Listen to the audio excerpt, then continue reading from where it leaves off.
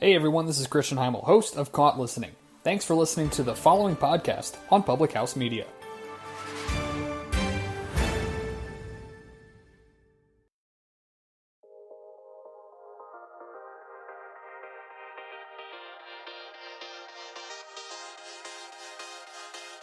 Hey, you're listening to Let's Hustle with Lee and Chelsea.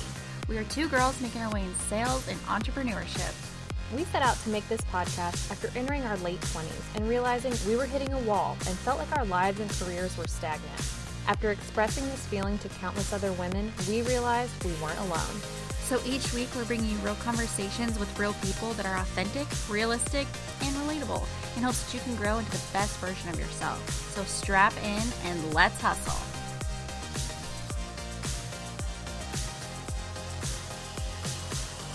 Hey, everybody. It is another week, which means it's another Thursday, which means, you guessed it, another episode of Let's Hustle. Hey, that was really extreme. That was incredible. I'm really happy that we did that. Also, we might have some new equipment, and so I was just getting a little froggy. I know. Well, so we have some new sound equipment, which we're really stoked about. Thank you to my sister-in-law, Ariana Dupre. Ariana, you're a gangsta. And we're trying to figure it out because we're not professionals. So this might sound like crap. This might sound amazing. It might be the best thing you've ever heard in your life. But all we know is one day when you come to us with questions, we will have learned them. We will have learned them. We learned this about 30 minutes ago. So Give or take. give or take. It is what it is. We're happy with it. Yeah, we are. And we look so cool right now, you guys. Really professional. This soundboard that we have is, it's gorgeous. It really is. We are going to get into the nitty and the gritty of it all. Yes. And I can't even wait. And I'm so excited for your ears to just take in this sound. I think we should start singing our theme song live. Okay. What are you thinking? I'll be the alto, you be the soprano. Okay. How does it go? So it's Monday, yeah. Well, guess what? You're only 3 more days till Thursday, yeah. So what's gonna happen at 5 a.m.? Let's hustle. I was talking about like our song that we have that is over our intro. Like the musical part. I was like, I think we just say, hey, you're listening to Let's like the music underneath that, right? Sure. I don't know how we were going to do that. I don't know. I'm sorry. Obviously, we're just playing around. Yeah. Just horsing around over here. Chelsea. I'm so embarrassed. No, I really loved your song so much. Thanks. It was just off the cuff. I could tell. Okay, well, let's just be really honest about it. Of course. How's your week been, my dear? Great. So at work, I have taken on some more responsibilities with training, which has been really fun, and onboarding new people, which, let me tell you, I'm here for. Mm-hmm. It's amazing. Love it. That's awesome. The people on my team are awesome. Obsessed. And that's pretty much it. I'm trying to think of all the things that have been going on. I feel like there's 1,000,010 things that I'm doing, but everything's just smooth sailing right now. No complaints on my end. Good for you. That's awesome. Thanks. I'm very proud of you. Oh, my grandpa turns 90 tomorrow. Happy birthday, Pop. I love you. That's awesome. Oh, wait, today's Monday. So, when you listen to this, Pop is 92 days old. Amazing. That's sick. That's great. Love it. I'm happy for him. Me too. 90 years old. Right? What a life. He's seen some things. He's seen a lot of things. Yeah. 90 years ago, that was wow. Oh, wow. 1930? No, 1940. No. 1930. Yeah, my grandma's born 29. saw World War One. Yeah. He tried to enlist in the military, and he was too young, and they wouldn't let him. He, Yeah, I was about to say, I feel like born in 19... Yeah. he tried, though. Yeah. Or wait, am I doing that math? I don't even want to talk about it. So it's 10 years after 100, that puts him at 90. So, a century would have been 1920. But, yeah, 1930. Okay. Woo, math. What's that? You did it. Thank you. Hooray. I was like, really? That was a lot for a moment. So, we're going to talk about money today. And you're going to take advice from us. Mm-hmm. Yeah. Yeah. And I might write a jingle in between. We haven't decided. I'm really excited for you. So, it's Good. fine. Let me know if you need a song. So. Yeah, let's do it.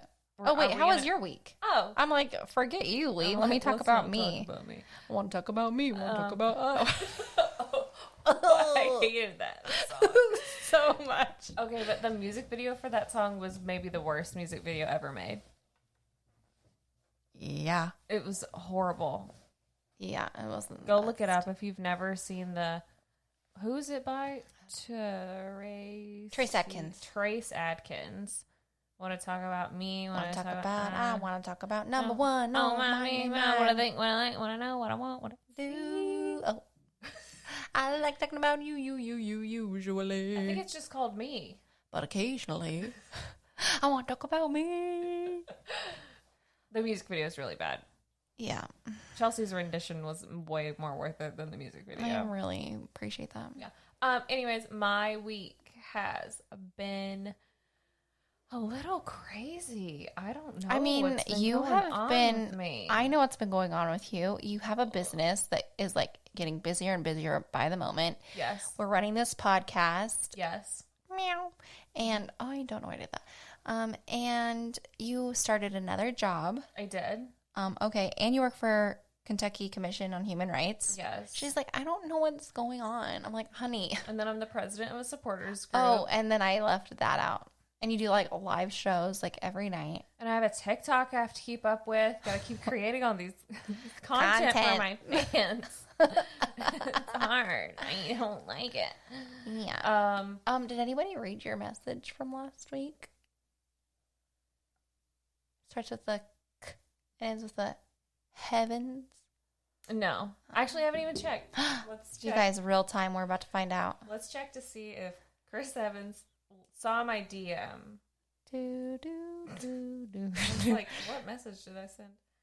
See, I had such a severe case of the F-its that I forgot that I had even sent it. So Oh, that's the best kind of case.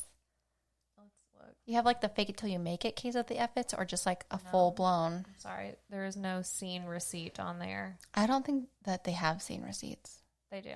Oh. Okay, well. Who did I send a message to earlier? But after a certain point, do they just go away? No, they stay there. Scene. Sorry. Okay, but really, that costume of Miss Trunchbull and the little girl is to die for. Incredible. I wish you guys could see Lee's phone because it was Miss Trunchbull as a child. And it is so freaking cute. It made me want to have a child just so I could dress her up. Or him, for that matter. What are you going to be for Halloween this year? I don't even know. I was thinking of being Lydia and having Adam be Beetlejuice. But here's the thing. My friends have the heads for Adam and Barbara. And so I think I'm just going to go to Goodwill and get Adam a plaid shirt. And we're just going to be Adam and Barbara. I love that. Yeah. You can't go wrong with Gina Davis. Obsessed with her. And then maybe next year. We went and saw it. I know. Between the last podcast and now. We had our friend Daniel rented. What a sweet angel he is. Sweet, perfect angel rented out a little private theater. And so it was just him and 12 of his friends. And you had to wear masks the whole time. But you guys could go into a private theater and he picked Beetlejuice for us to watch. Did we have our masks on the whole movie? I think that since we were all separate, we were all in separate corners, we could take them off. I was like, So I think I broke the rules. You were fine. I was drinking a lot of water. Yeah. So. But that's what we did. And yeah, That's my week. I feel like I'm brain dead. I literally have been feeling like I'm stroking out. What's happening? This I'm like, month what has are been my awful words? for everyone. Why? I don't know. Oh, God. But you know what? We're going to get through it. We are going to get through it. No, we got this. We got this. And our topic today is bomb and amazing. I know. We're like, what are we going to talk about? So we found the topic, and then Lee was like, this is so weird that something so similar is complete opposite. So I wanted to talk about basically negotiations and like when you present and you have a price, like you stand firm on what you are presenting and how you like ways that you talk about that, where you're proposing this and like a you, like what I can do for you. What do you want? How can this benefit you? This is what you said. And that's what I want to talk about. And Lee was like, wow, something very similar, like the personal side of it. You never talk about you talk about I, like the way I feel. So how about you talk about the I portion and I'm going to talk about the you portion? Yeah, absolutely. So essentially, because a lot of this has to do with either arguments or discussions or some sort of debate, like something is happening where you're both, the two people involved are discussing their feelings and they're trying to essentially win and or, I mean, I don't want to say win an argument when it's personal. I love to win arguments. I like to win, so. But when you're doing this personally, and like, let's say, you know, you and your significant other get into a fight, and you're like, in your brain, you're like, you're an idiot. You do this all the time. I want to scream because you're so stupid. Why do you do this? That's what you're thinking in your brain, right? You're saying you. But the way to bring it across and the way to solve the problem most of the time is by saying, hey, let's chat. I feel like sometimes when you say things, it makes me feel like X, Y, and Z. And I struggle with that because in my personal experience of also X, Y, and Z, I tend to react this way. So can we talk about this? So then you flip it over and you're like, how do you feel? Instead of like, you're so horrible. I hate the way you do that. Why are you doing that? You're so crazy. right. Yeah. Like, it's so much more approachable. And absolutely. yeah. Right. Instead of if you threw a ball at my face and I couldn't just say, hey, you're dumb for throwing a ball in my face. I would say, hey, Chelsea, you know, when you throw a ball in my face, It hurts. it hurts me. And I hurt. And like, I just want you to know that that hurts me. And so could you explain why you threw a ball in my face? I'm like, why? Please? Right. Yeah. It's so weird, like how the business world and like the personal side of things, like in business, you have to be able to relate to people, obviously, because people buy you. But it just is such such different rules and such a different game. But the thing I think they're opposite, but they're the same, because when you are in a sales situation, you're presenting something and you want to talk about you're putting it in the way of their favor. So like instead, when you're having a personal conversation, you're taking the heat from it. But in a business, it's more like you're being a consultant. So you're like benefiting. How can this help you? Type of, does that make any sense? In my head, it's totally clicking. It makes absolutely complete sense. But so that's kind of what I want to talk about as we transition into like the you portion of a sales, because when you get into, especially now, you guys, with so much going on with Corona and people are wanting to save money and come back stronger and all of the things, price becomes such a big deal. And there's a couple ways to take yourself out of the pricing game. If you're comparing apples with apples, people are only going to look at the cost of the apples. If you take an apple and orange, they're not comparable. So what I mean by this is if you are selling a product, maybe pick a different product, give a good, better, and a best. And so it takes the comparison game out completely, because it, like, I think we've made this comparison before. You can't compare like a pair of Lululemon to a pair of, I don't know, like Jeans? sure. Yeah. Right. You could just They're totally, both pants. They're both but pants. they're totally different. But they're totally different. You just can't compare them. And so that helps bring up the service side of things. But when people are trying to bully you and beat you down about price, it is not like, it's not your job to accept their problem as your own. So their problem is basically like, my budget, this is my budget, fix it or meet it. Well, there's two things you got to ask yourself. Why are they still talking to you? And what is really their budget? Like, what does a budget mean to you? Like, what does this all entail? Like, how important is your service? Like, when you said this to me, you know, if I can meet A, B, and C, maybe we take something away. So when we were building our house, we put our dream house together.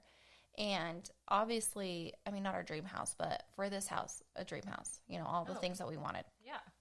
And so when we were looking at that, it got to be very pricey. So we started pulling things away so it could meet our budget. So when you're in a sales position, maybe instead of like backing down your price, being like, well, maybe instead of this, we could do this. You know, maybe instead of the top of the line Wrangler outfit, let's put you in, you know, our house brand or something. Mm-hmm. And so then you're like being a consultant and like trying to help them, but you're not like becoming defensive. And you're not just lowering your price, because when you lower your price, you immediately start coming off as a, like, kind of like a sleazy car salesman type of a thing. Yeah, where it's like, why couldn't you have just done that price first? Well, and that's why do you like, have to do it now? Oh my gosh, can I just tell you, I have been in some situations where it's like, I give them my best and they're like, well, they can come below this. And it's like, well, how? Like, ask yourself, how? Where are they making this up? Yeah. And so instead of lowering your price and meeting them there, because I've also been in a situation where my competitor kept lowering their price and they're like, okay, so can we just have it for free? Which is no. Yeah. You know what I mean? So you got to stand your ground, because that way you they don't lose their trust in you, and you don't just come off as like, okay, whatever, I'll take off more, and before you know it, you've totally undervalued yourself. And then you offer something that you really can't sell or service because you're not making money, you know? Oh, absolutely. So I think just making sure you're asking all the questions, like, what is more important to you? Like, what are you wanting to pay for? Describe what your budget all entails. Is it just price, or is there other things, like, what does price mean to you? Ask yourself, like, when you're feeling like, oh crap, I've got to back down, like, to have some confidence, like, there's a reason they're meeting with you. Mm-hmm. You know, they could walk at any point. There is a reason that they are meeting with you. Yeah. And there's a product they want from you. So ask the question to reframe the problem as the buyer's problem versus your problem, and help the buyer find a solution for the problem versus just like keep meeting them, because they will take it, or people, they're going to take advantage of you. They're wanting cost savings and things like that. So, you know, they're going to take advantage of you. Absolutely. That's just human nature, unfortunately. Yeah. And that, it makes a lot of sense, especially with what we were kind of talking about earlier, to bring it back to the you. I know that before you had mentioned this, you talked about like a hot potato. Mm-hmm. And it's like every time they say, well, I think this is too expensive, it's a hot potato, and they just handed it to you. You throw it back at them. Mm-hmm. Like, well, you said blah, blah, blah, blah, and this is how I helped you. Mm-hmm. Like, it is like a hot potato game of like always having to throw it back to them, but you're doing it unlike in a personal manner where you're attacking them. This is you specifically doing this to help them. Mm-hmm. Of like, well, you said you needed this and I did this. Mm-hmm. So like, I mean, I don't know, like, if I can meet A, B, and C, but we just can't do D, is that going to be, I can meet your price range, but we're going to have to take out the D portion. Yes. Just like buying a wedding dress. You know, there's a wedding dress that you definitely want, or your dream one, and maybe there's one that's just a little, maybe not as extravagant, for a little less, that's going to fit your budget. You know, it's not your problem to solve. Mm-hmm. Your problem is, what you're supposed to solve is give them solutions so they can come to that realization on their own. Absolutely. Not to fully solve their problem for them. Completely. Because there's power in choice. There is power in choice. Just felt right. It felt right. Yeah. So, and on the opposite side of this is when you're having like a personal issue, you're not trying to solve their problem. You're trying to solve your own problem. Mm-hmm. Like, maybe it technically is their problem and that's what you're trying to solve. But, like, you're trying to take this and make a solution for both of you, but primarily you. Mm-hmm. And so it's so interesting how personal connections and the way we actually talk about solving problems is so different in a business world compared to a personal world. Well, and this makes me wonder. Let me just sit back really quick. This makes me wonder. Okay. Ready for it. Do you think that salespeople are worse at relationships? Ooh, what a question. Right? I don't know. Like maybe. Tell me your thing. Just say it. So bad. Like male salesmen. Mm-hmm. Do you think that they're worse at relationships because they can't turn it off? I think women can easily turn it on and off. Mm-hmm. Do you know what I mean? Like, here's what my take. Okay. Men can't turn it off, but women can, and they can be so much more like, right. You know what I mean? Like, really stick Absolutely. it to you. Like, there's just more thought behind it, but I don't know. I mean, there's something that I find like almost attractive in like the sales process, especially in like an individual like dating or whatever. It's, you know, there's things like when I'm arguing with Adam, even if it's like over something stupid, like not like a fight, but just like arguing over something. Yeah. It's so fun because he comes with his way of doing it and twisting it and manipulating it. And then I have mine. And even if he's wrong or if I'm wrong, like we just fully commit and we just go for it. Just like we could be talking about the grass or we could be just like, you know what I mean? Like totally not serious stuff. Yeah. Not serious stuff, but like a dishwasher. I don't know. Just the sake to hear the other perspective on it. Mm-hmm. I think a good salesperson is good at arguing just because they can flip it and be like, well, this is what you said. You said you wanted this. You said you wanted this. You said you wanted this. And I just feel like in the sales type of situation, it's so personal. It's like our relationship. Like, how long are you going to take getting beat down by this customer if we're like, no more? Right. You know? Nope. That's what I have to ask my customers. Like, how long are you going to take this? Like, price increases and damage charges and all of these things. How long are you going to take that kind of, air quote, abuse before you go somewhere else? Yeah. You got to make it personal. You do. I don't know. What do you think about that question? Here's the thing is I can't stand conflict for the sake of conflict.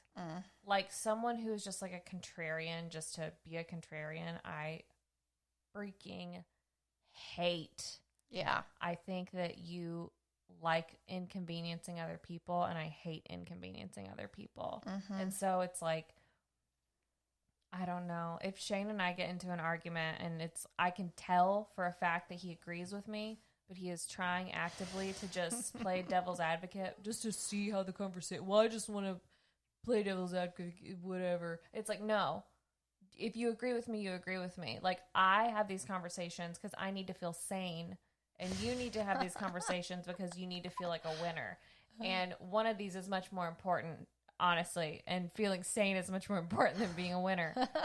Okay? Like, we get it. You've won in life. You're an athlete. You have a wonderful job. You have a cool wife. You have the best cat in the house that likes you. You're a winner. I need to feel sane now. Yeah. Because I am the loser. I've lost everything.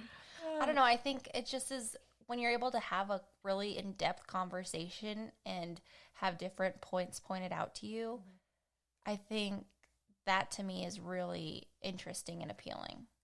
You know? Oh, absolutely. And I think this is more so like specifically with arguments. This isn't, if like we're just having a discussion about I think a subject, here's the thing. I'm totally down with disagreeing. Yes, that's what I meant more towards that. But yeah. I will say, and Adam like totally gives me praises for this, which I'm really surprised. But like, I could be 100% wrong and he is right, and I'll find out that he's right halfway through my argument, but I was so